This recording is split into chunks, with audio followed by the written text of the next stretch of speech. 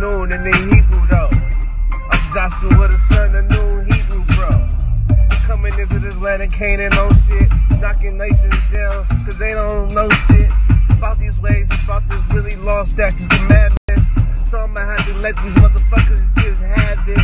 Ready for battle, ready for wartime. It's Joshua the son of the Nan. You don't know you don't know Noon, you don't know that. Son of Noon, I'm on that. Yeah, I'm on that. The air, the suit to breathe, the atmosphere that you breathe. Air, you don't know that nigga. That be on this, that be really trying to hold this. Sign up your honus. Nigga sign the Jonas.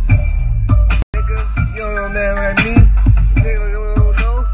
No nigga like me. They be on the truth like me. Shit like me. Off the top of the dome. Freestyle like me. You don't know that nigga. That read like I do.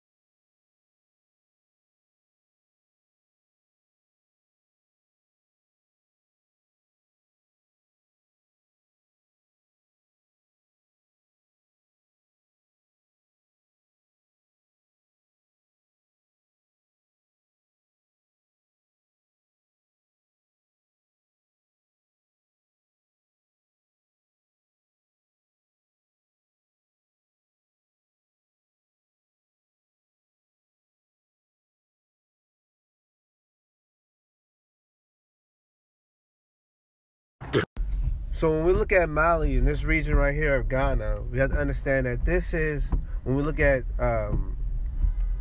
Tammuz and the counterpart to this particular time of the winter solstice, the summer solstice, and the dogstar and Sirius star, and this following of the solar and lunar mythos. When we look at the nomos and Ogun and the axe and the axes and the crossings, when we understand the Anubis and the dogstar, look at Anubis and the dogstar in the land of Canaan, and the Canis Minor and the Canis Major, and how these star systems were essential for these navigators to find the land of the Americas, especially when we look at Quetzalcoatl and Hernando Cortez, and how he used this historical relevance of Quetzalcoatl, the Shining One, to come into this land and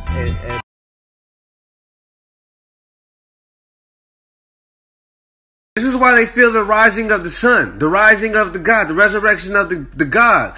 Why they don't want you to be in your proper person. Because if you operate in your proper person as God, if I ruled the world, I free all my sons. Understand, when the sun will go in the underworld, it was supposed to be freeing those in the underworld from sin, from their childlike. So this is why you find people representing their gods with black paint and painting their gods black, because black represented death, the judgment by the rulers of. You look at the temples where they were doing these sacrifices of humans. Understand, judgment of death by the sons, right? For those that have sinned under the sun, under sin. Understand, it was men under the title of God doing judgment, bringing death, darkness under the sun, stoning people for breaking. So understand, when we look at death and judgment and you go to court and you look at the judge, that is God. Understand, magistrates, judges are all under the title of God. You gotta understand why they made our form of worship demonic, was because it cultivated our societies. Our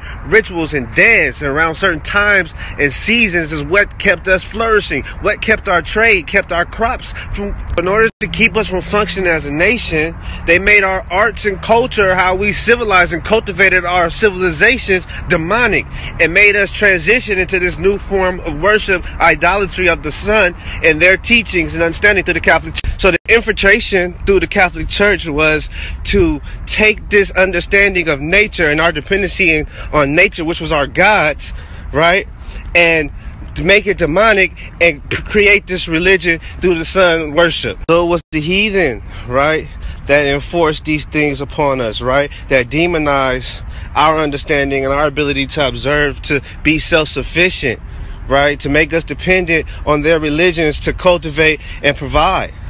Understand how ancient America is in prehistoric America, the mound builders. And understand Louisa, right, and the trans-Pacific. So Elijah, right, in the Bible was taken up in the whirlwind, right?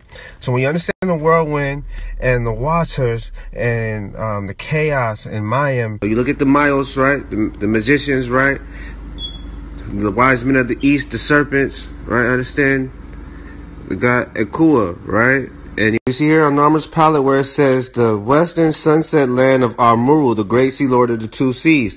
Understand when you look at Amaraka, the two seas, right? You got the Atlantic Ocean. You understand that Cain was the first one to come into the Americas and build a city with his son, Enoch. So this is why Canaanites, when you look at Narmer's palette, understand that these are men coming from America across, right, into Egypt, right? To unite the kingdom. So when you look at the flag, Mali, in northwest Africa. Deep in a remote valley live the Dogon people, who are the descendants of a nomadic tribe that settled here around 1000 AD.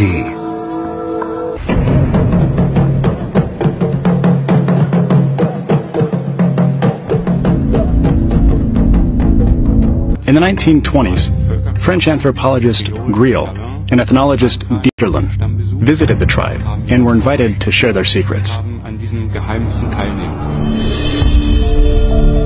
But one secret stood out. The Dogon claimed that their god Amah came from a specific star in the Sirius constellation, the same place where the ancient Egyptians believed their god Osiris was born. This star, which modern astronomers refer to as Sirius B, the Dogon called Sirius B, the Dogon called Potolo. But what baffles experts is that the star is so far from Earth, it's impossible to see with the naked eye. I was very intrigued by this, by the way. I mean, the Dogons should not have known about the existence of this star. Sirius is the second nearest star from our solar system. It's 8 light years away. In fact, it's not even visible with standard telescopes. It was first seen, literally seen, and photographed in the 1970s. Modern science has corroborated that Sirius B does indeed exist. Problem is, the Dogon knew about this before modern science corroborated it. I mean, that's spooky. Measurements taken with the Hubble telescope in 2003 have confirmed that Sirius B is what's known as a white dwarf, or a partially burnt-out star with extremely dense mass. Although it is smaller in size than Earth, it's estimated to weigh 8 times as much as our Sun. But how did the Dogon acquire this ancient knowledge of astronomy that seems to be centuries more advanced than that of modern science? The mystery is, how did this story get passed on down generations? If the story came from a time before astronomers knew there was a companion star to Sirius, which can't be seen with the human eye. This is the Dogon symbol for Sirius. When you move it around, you can see an orbit around the center, marked by Sirius A. Sirius B circles around it, so it is a circular system. This sign is practically an Dogon could not have invented because only Sirius A is visible. Sirius B and C are invisible. However, their description of the orbit is correct. One assumption is that this god, Namo, who brought them this knowledge, could have been an extraterrestrial intelligence. Since the early 20th century, the tribe has been routinely studied and researched by anthropologists. This little drawing was on the walls, but the scientists didn't know what the heck it was, until computers calculated the orbits of Sirius A and B. As seen from Earth, This pattern shown in the cave is identical to the pattern of Sirius B moving around Sirius A in a time frame. When critics suggest that this knowledge was given to them by modern ethnologists, that's simply incorrect, because we know that this story goes back hundreds of years earlier than any modern ethnologist. Understand baseball and understand the mound builders, the prehistoric empire, and astros, astrology, and the gods, the elder judges, right? Estar, Easter, the Son of God. Rise up and judge, do judgment.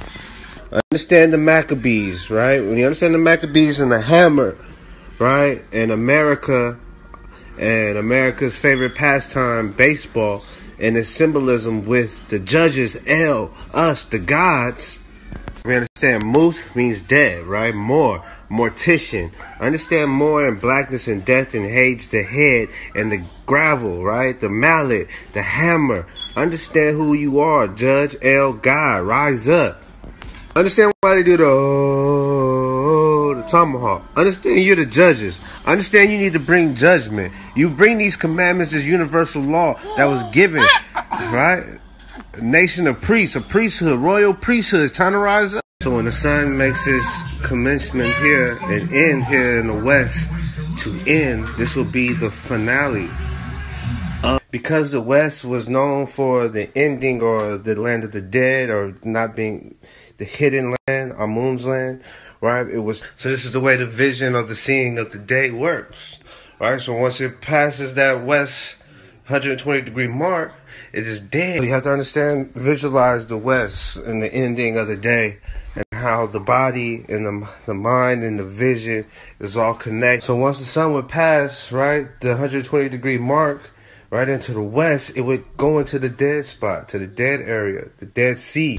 So after today, as we see the sun set here today, this will be the ending of the year, the commencing of 300. So when the sun finally commences its end here in the Indies, the home of the sun, the west, it will be the ending of